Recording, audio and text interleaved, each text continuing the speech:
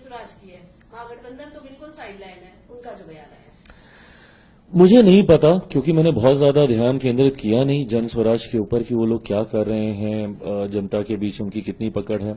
मैंने हमेशा किसी भी लकीर को छोटा करने से ज्यादा अपनी लकीर को इतना बड़ा करते जाओ कि कोई दूसरा आपकी टक्कर में रह ना पाए। मैंने हमेशा अपनी मेहनत पे कार्य करने का मैंने प्रयास किया और वही अभी भी मैं कर रहा हूं।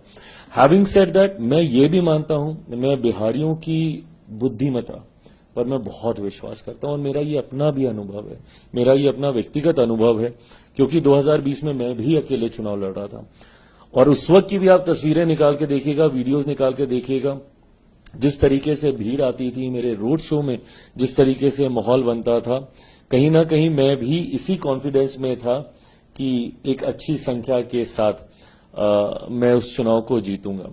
बट इवेंचुअली होता क्या है, क्योंकि बिहारी इतने समझदार हैं और राजनीतिक दृष्टि से खास तौर पर मैं इस बात को मानूंगा, क्योंकि मैं देश भर में घूमा हूं, हर एक राज्य में मैं गया हूं, and I have not seen this kind of political knowledge रखने वाले लोग मैंने बाकी ना के बराबर किसी राज्य में देखे। उत्तर प्रदेश में जरूर फिर भी मुझे ऐसे दिखते हैं। तो बिहारी क्योंकि राजनीतिक तौर पर इतने जानकार होते हैं कि वो इवेंचुअली अपना मत वेस्ट नहीं करते हैं।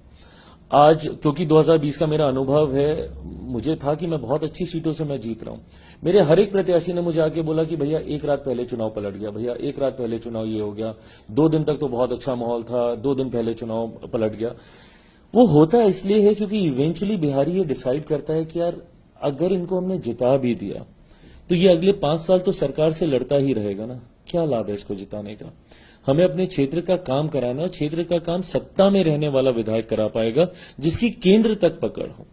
तो ऐसे में जब केंद्र में एनडीए की सरकार है, जब ये सर्वेस कह रहे हैं मोटा मोटी, ये स्पष्ट, ये ओवर कॉन्फिडेंस नहीं है, ये स्पष्ट, और महागठबंधन में भी जिस तरीके का बिखराव देखने को मिल रहा है, ये स्पष्ट है कि एनडीए की ही सरकार बनने जा रही है।